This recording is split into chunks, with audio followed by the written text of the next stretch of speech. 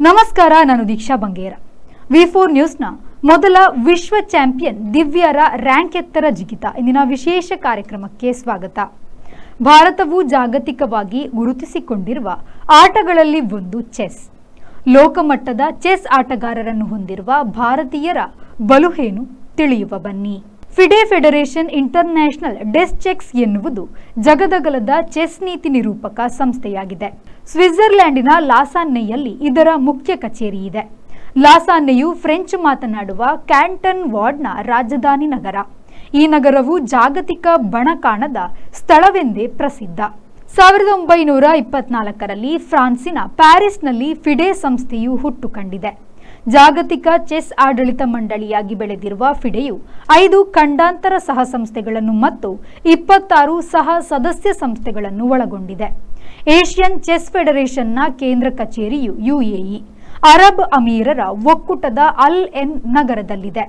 ಫಿಡೆಯು ಆಟಗಾರರ ಸಾಧನೆಯ ಮೇಲೆ ರ್ಯಾಂಕಿಂಗ್ ನೀಡುತ್ತದೆ. ಜಾಗತಿಕ ಚೆಸ್ ಚಾಂಪಿಯನ್ಶಿಪ್, ಮಹಿಳಾ ಚೆಸ್ ವಿಶ್ವ championship, chess world cup, women chess world cup, chess olympiad, FIDE grand prix chess ಚಾಂಪಿಯನ್ಶಿಪ್ಗಳನ್ನು ನಡೆಸುತ್ತದೆ.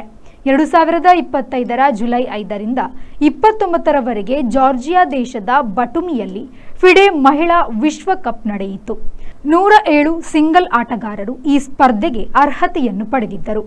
ಭಾರತದ ಹಂಪಿ ಮತ್ತು ದಿವ್ಯಾ ಇಬ್ಬರು ಫೈನಲ್ನಲ್ಲಿ ಆಡಿದ್ದು ಮತ್ತು ದಿವ್ಯಾ ಭಾರತದ ಮೊದಲ ಮಹಿಳಾ ಚೆಸ್ ವಿಶ್ವ ಚಾಂಪಿಯನ್ ಆದುದು ವಿಶೇಷ.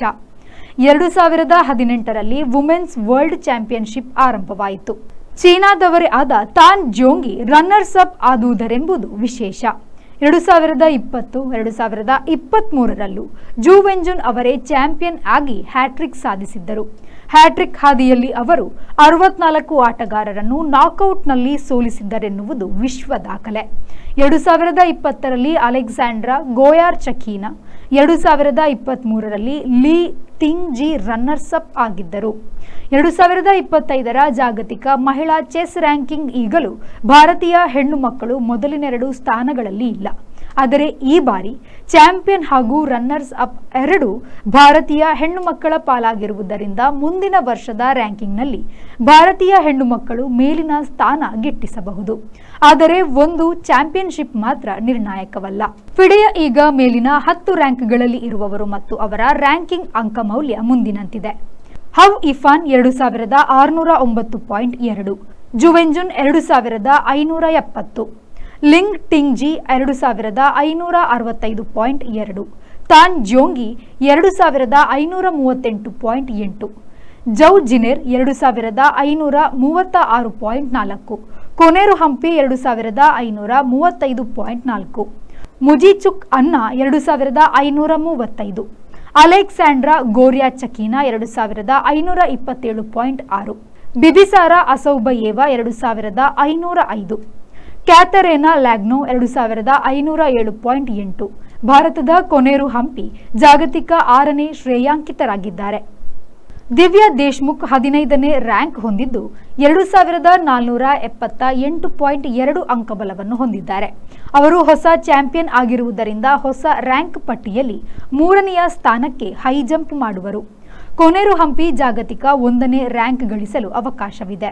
ಅವರಿಗೆ ಪೈಪೋಟಿ ಅಲೆಕ್ಸಾಂಡ್ರಾ ಗೋರ್ಯಾಚಕೀನಾ, ಕ್ಯಾಥರೇನಾ ಲ್ಯಾಗ್ನೋ, ಯೂಲಿಯಾ ಓಸ್ಮ್ಯಾಕ್ರಿಂದ ಇದೆ.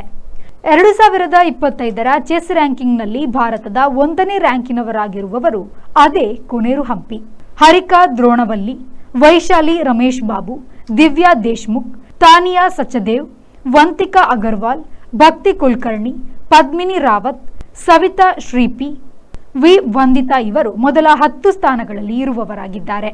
ದಿವ್ಯಾ ಸದ್ಯ 4ನೇ ರ್ಯಾಂಕಿನಲ್ಲಿದ್ದು 2ನೇ ರ್ಯಾಂಕು ಹಿಡಿಯುವರು. ಕೊನೇರು ಹಂಪಿ ಸ್ಥಾನ ಉಳಿಸಿಕೊಂಡರು. ಮುಂದಿನ ಫಲಿತಾಂಶಗಳು ಮುಖ್ಯವೆನಿಸುತ್ತದೆ. ಮಹಾರಾಷ್ಟ್ರದ ನಾಗಪುರ ದಿವ್ಯಾರ ಊರು. ತಂದೆ ತಾಯಿ ನಮ್ರತಾ ಮತ್ತು ಜಿತೇಂದ್ರ ದೇಶ್ಮುಖ್ ವೈದ್ಯರು ಜೊತೆಗೆ ಚೆಸ್ ಪ್ರಿಯರು. 2005ರಲ್ಲಿ ಹುಟ್ಟಿ ಬಾಲ್ಯದಲ್ಲೇ ಚೆಸ್ ಕಲಿತರು ದಿವ್ಯಾ. 2012ರಲ್ಲಿ ದೇಶೀಯ 7 ವರ್ಷದೊಳಗಿನವರ ಚೆಸ್ನಲ್ಲಿ ಚಾಂಪಿಯನ್ ಆಗುವುದರೊಂದಿಗೆ ಅವರ ಜೈತ್ರ ಯಾತ್ರೆ ಆರಂಭವಾಯಿತು. ಆಮೇಲೆ 10 ವರ್ಷದೊಳಗಿನವರ ಚಾಂಪಿಯನ್, ಗ್ರ್ಯಾಂಡ್ ಮಾಸ್ಟರ್ ಪಟ್ಟ, ಆನ್ಲೈನ್ ಒಲಿಂಪಿಯಾಡ್ ಬಂಗಾರ, ಏಷ್ಯನ್ ಮಹಿಳಾ ಚಾಂಪಿಯನ್, ಒಲಿಂಪಿಯಾಡ್ನಲ್ಲಿ ವೈಯಕ್ತಿಕ ಮತ್ತು ಡಬಲ್ಸ್ ಎಂದು ಡಬಲ್ ಸ್ವರ್ಣ ಎಂದು ಗೆಲ್ಲುತ್ತಾ ಬಂದ ದಿವ್ಯಾ ಈಗ ವಿಶ್ವ ಚಾಂಪಿಯನ್ ಆಗಿದ್ದಾರೆ. ರ್ಯಾಂಕಿಂಗ್ನಲ್ಲಿ ಎತ್ತರ ಜಿಗಿತವನ್ನು ಮಾಡಿದ್ದಾರೆ. ಮೊದಲ ವಿಶ್ವ ಚಾಂಪಿಯನ್ ದಿವ್ಯಾರ ರ್ಯಾಂಕ್ ಎತ್ತರ ಜಿಗಿತ ಇಂದಿನ ವಿಶೇಷ ಕಾರ್ಯಕ್ರಮದಿಂದ ಹೊರಬರೋಣ. ಚೆಸ್ ಎಂಬುದು ಚೆಕ್ ಕೊಡುವುದರಲ್ಲಿನ ಚಾಕಚಕ್ಯತೆಯಲ್ಲಿದೆ. ಇದು ದೈಹಿಕ ಬಲಕ್ಕಿಂತ ಮಾನಸಿಕ ಬಲದ ಆಟವಾಗಿದೆ. ನಮಸ್ಕಾರ. ಇದು ಈ ಹೊತ್ತಿನ ಸುದ್ದಿ. ನಿರಂತರ ಸುದ್ದಿ ಮತ್ತು ಮನೋರಂಜನೆಗಾಗಿ V4 ನ್ಯೂಸ್ನ ಫೇಸ್ಬುಕ್ ಪೇಜ್ನ ಫಾಲೋ ಮಾಡಿ ಹಾಗೂ ಯೂಟ್ಯೂಬ್ ಚಾನೆಲ್ನ ಸಬ್ಸ್ಕ್ರೈಬ್ ಮಾಡಿ.